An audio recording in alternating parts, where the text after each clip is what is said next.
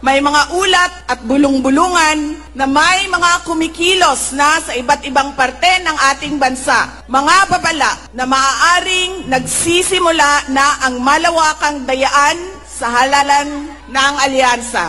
Ang binuong alyansa ay isang mapanganib na pagsasanib puwersa ng isang administrasyong walang kakayahan, mga elitistang... Narinig niyo yun? Sinisiraan na po ni Sara Duterte yung darating po na halalan. Sinisiraan na po niya. Kasi sabi niya, may bulong-bulungan daw. Bulong-bulungan. So, chismosa pala itong Vice President natin. Ha? Ang kailangan kasi natin yung ebidensya. Hindi yung bulong-bulungan ng kahit sino. Diba? Bulong-bulungan. Maniniwala ba kayo dun? Tapos yung nagsasalita, mamamatay tao. O bakit ko po nasabing mamamatay tao? Eh gusto, di umano sangkot si Sara Duterte sa tinatawag na war on drugs dyan sa Davao. Ha? At syempre, sabi niya, ipapapatay niya yung 3 malalaking tao. O, kaya anong tawag mo dyan?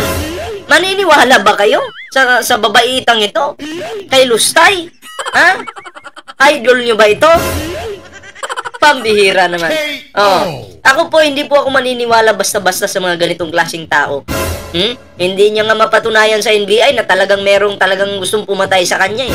Pinapatawag siya, walang reaksyon, hindi man lang nakipag-cooperate.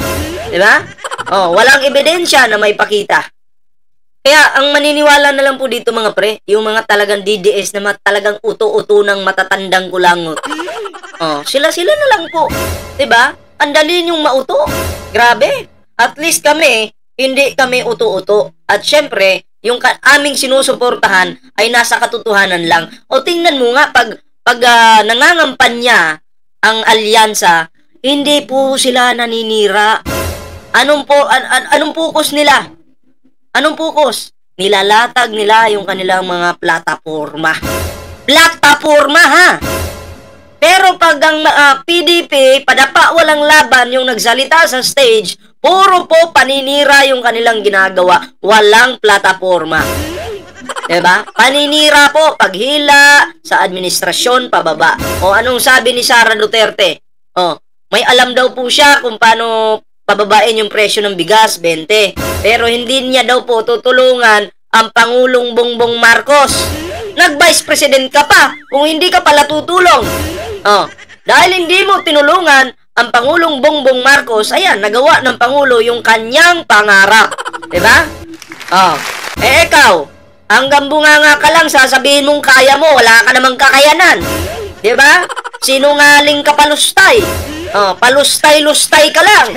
Pambihira naman. So, ito po ang ating bibigyan ng reaksyon ngayon. Etong kay Sara Duterte, mga pre, no? Etong kanyang paninira sa paparating na halalan. Ayan. And syempre, yung paninira niya po kay Pangulong Bongbong Marcos. Bigyan po natin ng reaksyon yan. Syempre nga mga pre, bago po tayo magtuloy-tuloy sa ating video ngayon, meron po tayong Facebook page, Ballpoint Man 2.0.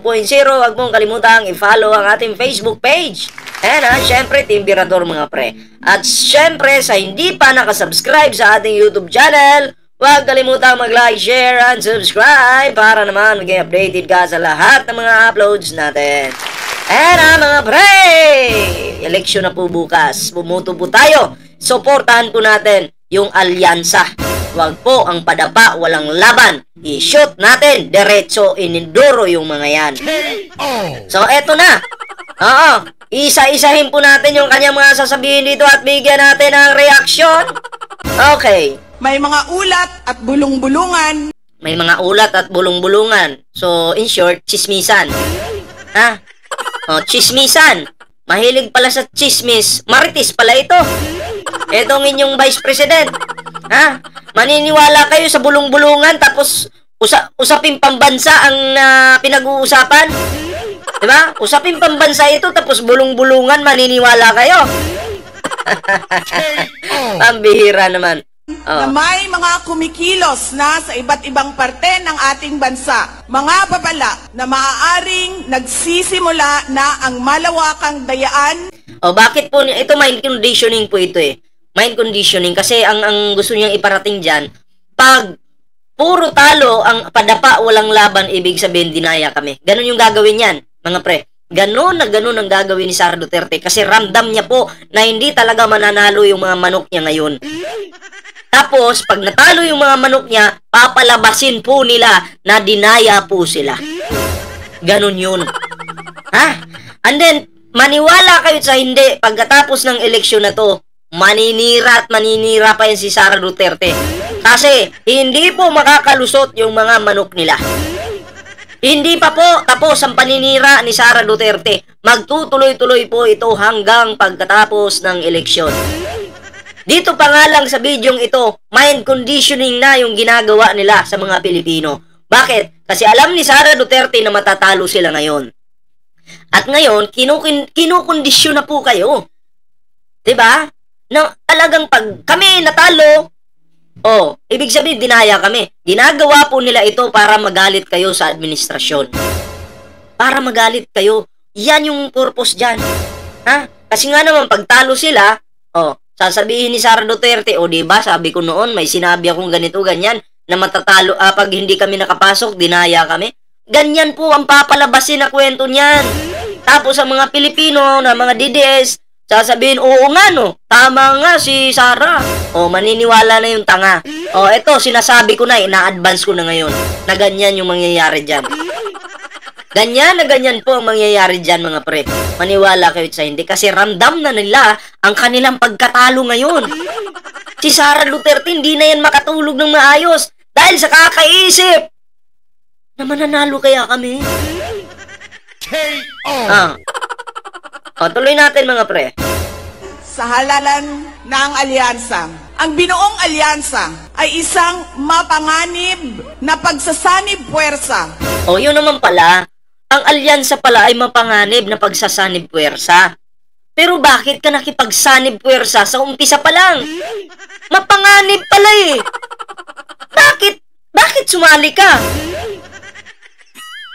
Pero ako'y naniniwala na ang alyansa mapanganib noong nandyan pa si Sara.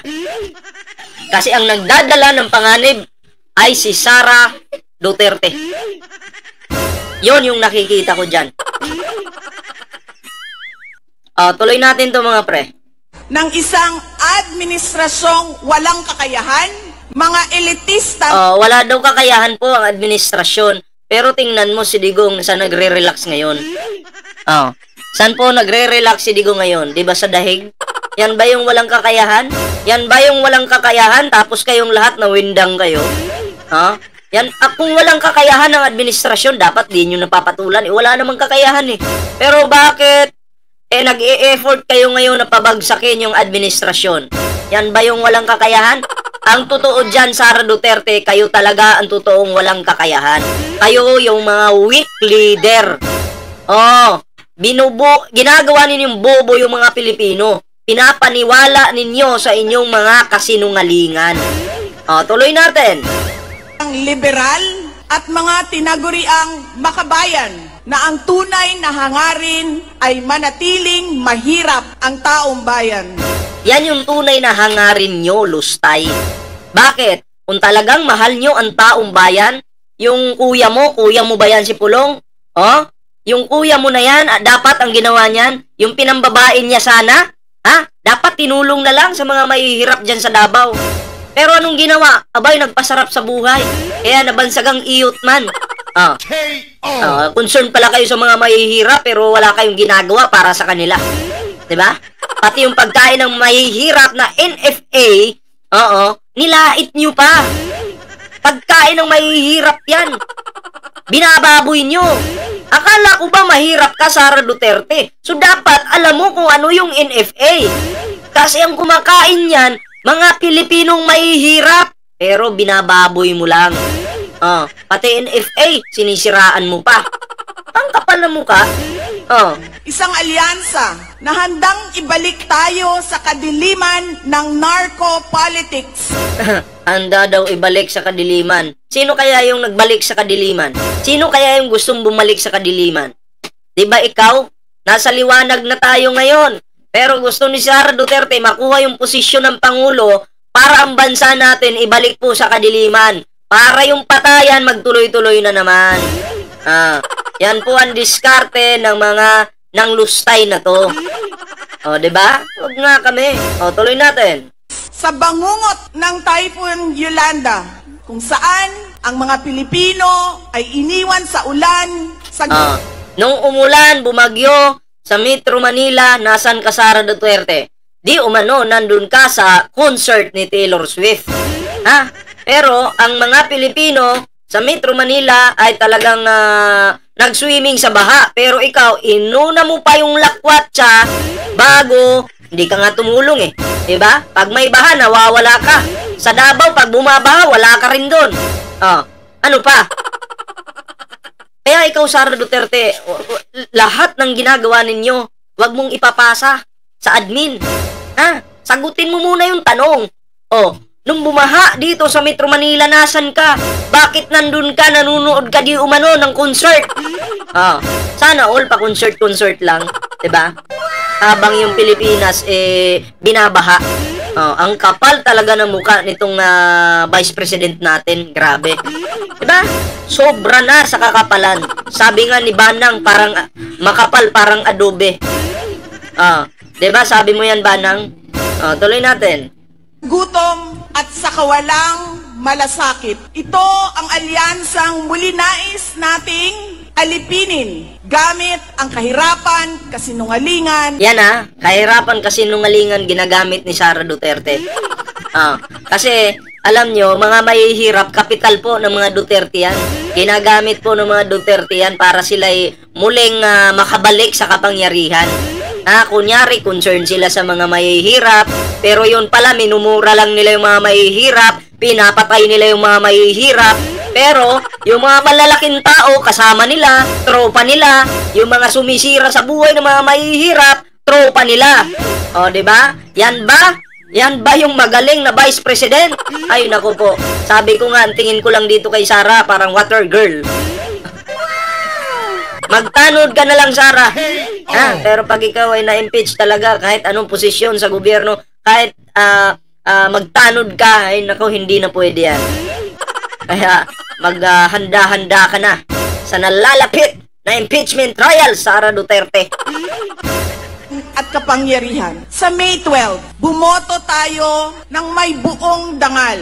Bumoto tayo... Yes, buboto talaga kami ng may buong dangal habang iboboto din namin po yung alyansa, yung mga inendorso ni Pangulong Bongbong Marcos. Diba? Tama? Tama ba? Tama talaga.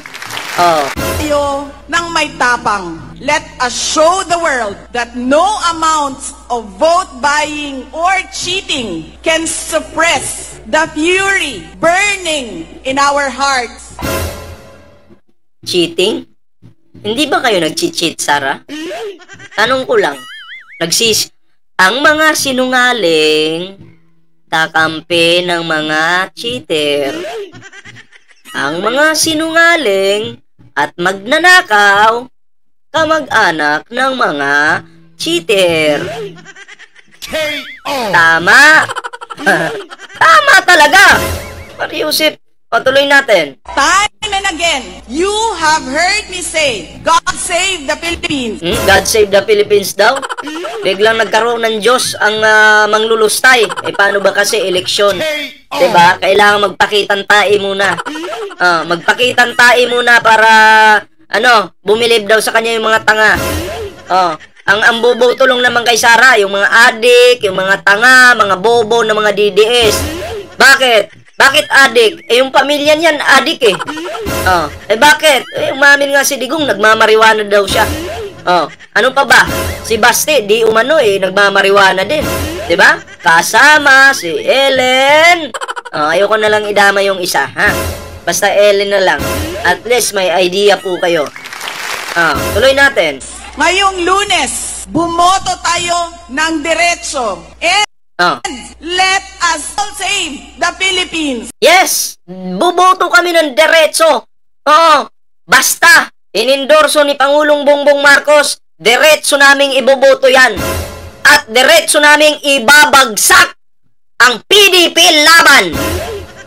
Hindi namin susuportahan ang PDP laban. Mahiya kayo sa pagmumukha nyo. Ha? Hindi nyo kami pwedeng diktahan kung sino yung iboboto namin. Ha? Ang iboboto namin ay yung mga matitinong tao, yung hindi mahilig, manira ng kapwa, at syempre yung may takot sa Diyos. Eh kung iboboto nyo yung PDP laban, yung mga kulto yan. Si Kibuloy, kulto yan. Grupo na yan, minumura yung Panginoon. Kung dito tayo sa administrasyon, may pakyaw, may takot sa Diyos yan. At yung mga kakampi nila, marunong magbigay ng respeto sa kapwa. Hindi kayo mumurahin yan. Ha? Hindi kayo mumurahin yan.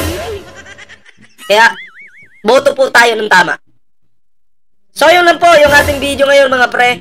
Ayan na, syempre, bago po tayo magtapos sa ating video ngayon, ayan na, meron po tayong Facebook page, Ballpoint Man 2.0. Huwag pong kalimutang i-follow, mga pre. Ayan, syempre, Ballpoint Man Timbirador. At syempre, sa hindi pa nakasubscribe sa ating YouTube channel, huwag kalimutang mag-like, share, and subscribe para naman po maging updated kayo lahat sa mga uploads natin. So, hanggang dito na lang po muna, mga pre. Kita-kits po tayo sa susunod na video.